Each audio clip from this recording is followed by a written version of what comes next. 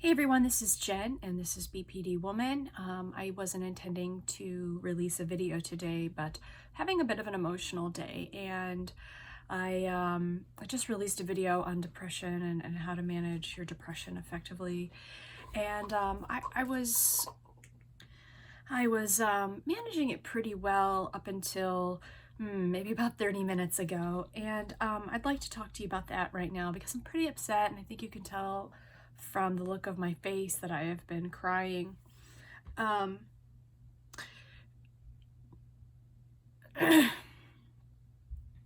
Okay. I have a client who has become a quick friend and is clearly just displaying her own mental health issues and doing things that are kind of offsetting to me, that I recognize as being indicative of some kind of mental illness. And that means like dropping off the phone for a few days, being really hyper vigilant, making, I think, bigger issues out of some safety issues that aren't really there. And this person, who's a client, works in emergency management, and she volunteers with the city, and she's a volunteer EMS, except that the volunteer EMS crews have not been working for almost a year now, so she hasn't had any patient interaction. She's volunteered twice through a clinic that she's had, a vaccination clinic, COVID vaccination clinic, that she's had two different times that she's volunteered.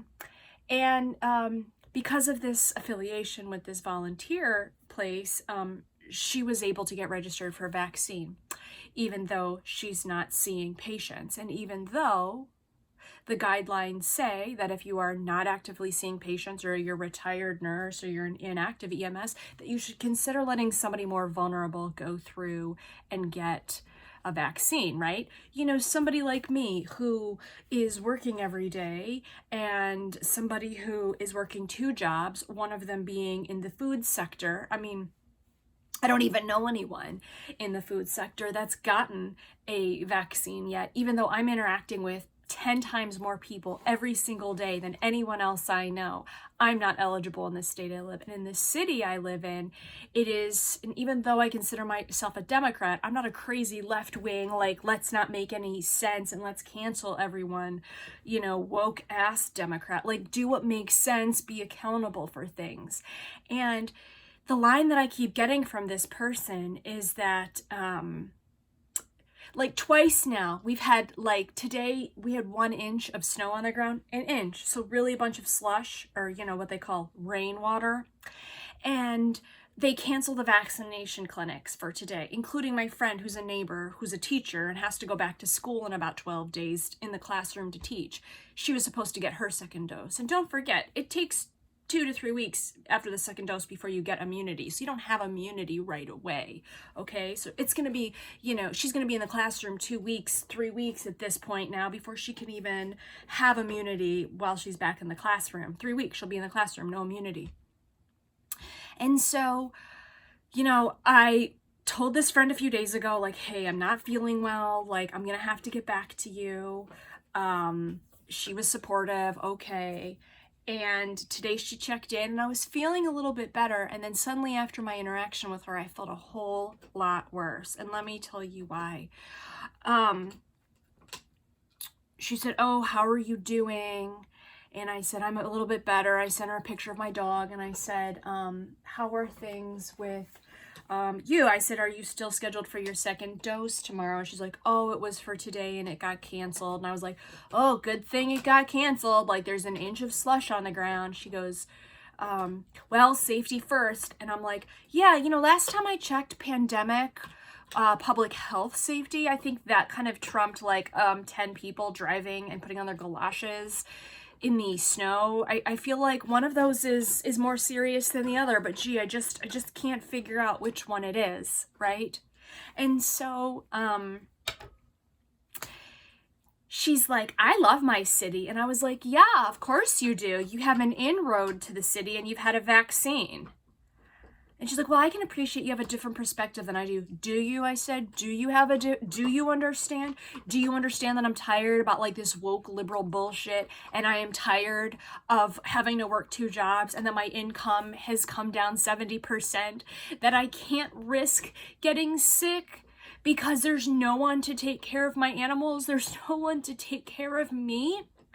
You know, she's connected with family and a bunch of support network and people who could take care of her.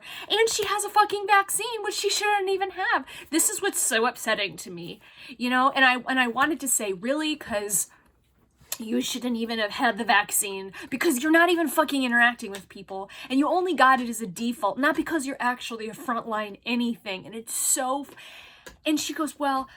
you know what, I'm sorry. You know what, you're right. Like, I'm sorry for everything you're going through, and I don't understand everything you're going through. And sometimes I get defensive because I wrote the emergency management plan. And so, you know, I know that that's probably not helpful for me to, like, put my opinion on you, like, when you're upset. You know what? A good emergency management plan works during an emergency, and this is an emergency. And you're gonna tell me that like a little bit of snow is gonna keep you from driving to vaccinate people? Try explaining that to the people who aren't getting a vaccine today, right? Like, I put on my shoes today and I drove in my truck to go see a client and walk her dog. I can get out there and I can walk a dog for a client who's a cop and has to go to work. I'm supporting her during an emergency situation. The city where I live in can't fucking do that? Is that what you're telling me? If I can put on my galoshes, my snow boots to go walk a dog, I'm pretty sure you can open up a fucking clinic to give a vaccination. We haven't lost power. We're not in any kind of situation where we don't have the vaccine. We have the vaccine here. We can open. We haven't lost power. Oh no. You know what? I'm gonna actually show you. Look outside. Whoa, guys. Wow, look at that 1 inch of snow. Whoa, that'll really keep me from doing fucking nothing. You know, I'm just... So I was like, okay, you know what? I started crying. I started sobbing. And I'm like, you know, and I'm sobbing because this is unfair. You know, oh, the city here, they're a bunch of I get these whiny emails like, you know what, you can't be abusive to the people at the clinics, and, oh, we know that's what they keep saying, oh, it's frustrating. Really? No, we're beyond frustrating. Let's go with financial and emotionally demolished. I had 0 credit card debt when this started. Now I'm up to about $8,000 of credit card debt. So don't fucking sit there and tell me in a truck that you have the ability to go vaccinate people that, you understand that it's frustrating. You don't fucking have any idea. And I'm so sorry to be swearing so much and to be so angry, but it's so upsetting to me. And this is somebody supposed to be a friend. And so, okay, I said, you know what? Let's stop with all of the back and forth on the text message. I'll call her, right? So it rang. She didn't answer. And it's about like 4:45, you know, so I know her work is just about ending. And she goes, oh, I'm on a webinar right now. And I said, okay. I said, well, I'm not trying to attack your emergency management plan, even though I want to. Even though I want to tell her, like, you know, the mark of a good planner is somebody who actually listens to the citizens of the city where they've done the emergency management plan and takes that feedback into account, which you fucking haven't.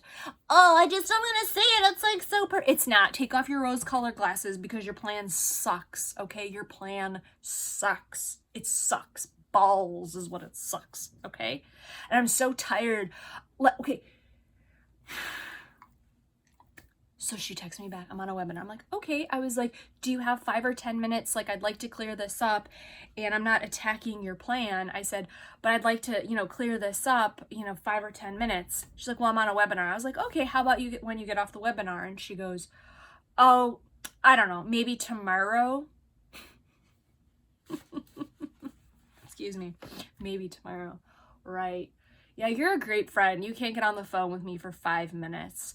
And I'm like, well, I said, because I'm supposed to come over tomorrow to see her animals, and I'm supposed to come over on Saturday. And I said,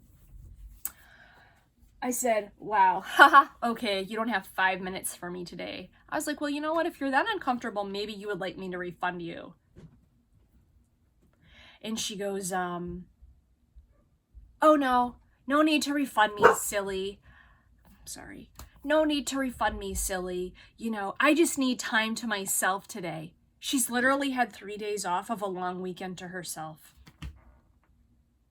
I ask you, does this sound like a friend who's supportive?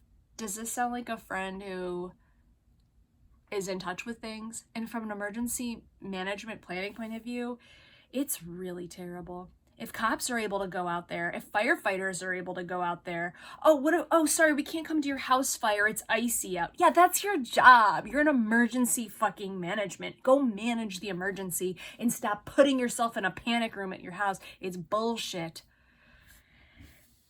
Now I'm really seriously considering whether this is someone that I can be friends with. I'm pretty dysregulated right now, obviously, and I'm so, like, on so many levels, I'm disappointed in this person that she can't pick up the phone to talk to me, that her emergency management plan sucked, that she really thinks she's done a really great job with her plan, but she hasn't. Like, I'm at a breaking point, folks, and I feel like a lot of you are at breaking points, financially speaking, or like your mental health has really been affected, you know, and I'm trucking through every day, you know, I can see a light at the end of the tunnel, but, you know, I thought like I had a really supportive friend here that understood me, and like, it's starting to seem like she's a big scaredy cat about a lot of things, and it's like, you know what, I take care of anxious dogs, I don't take care of anxious people, and,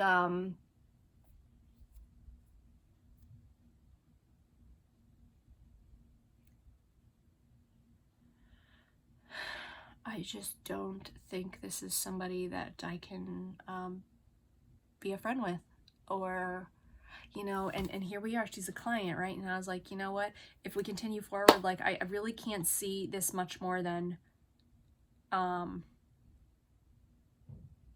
client basis.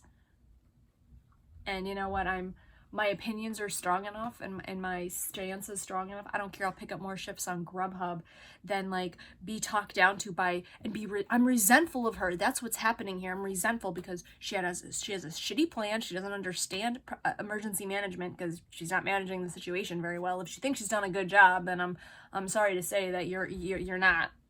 That's what the citizens think. You're not. Get out of your little political bubble, okay?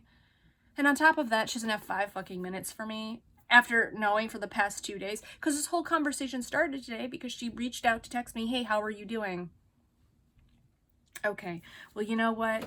I've got enough mental health problems, and I've got enough friends with their anxiety problems, and like, you know what, if you can't be there for me for 5 minutes sitting in the comfort of your own home, teleworking every day, never having to leave work or leave the house for work, never having to take a pay cut, well, you know what, then you don't understand me.